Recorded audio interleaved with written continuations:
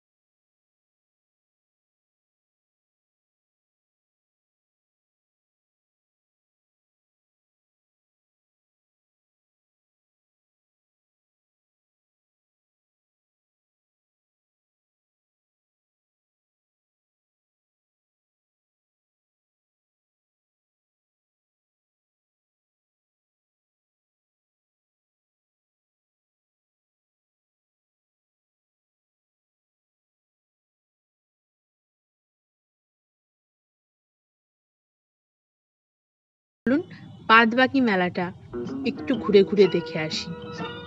কত রকমের hair bands, আমার মনটা শুধু হেয়ার ব্যান্ডস দেখছে আর মন ভরে যাচ্ছে। কিন্তু যাই হোক, কাপ কাঁচের দোকান চিরকালই খুব আকর্ষণীয় হয়ে যায় বই।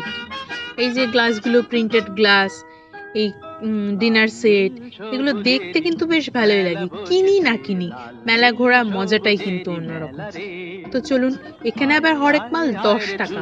চিন্তা করে দেখুন, মানে ভাবাই যায় না আজকের যুগে 10 টাকা, 20 টাকা, 30 টাকা জিনিস। তো যাই হোক, চলুন বাদ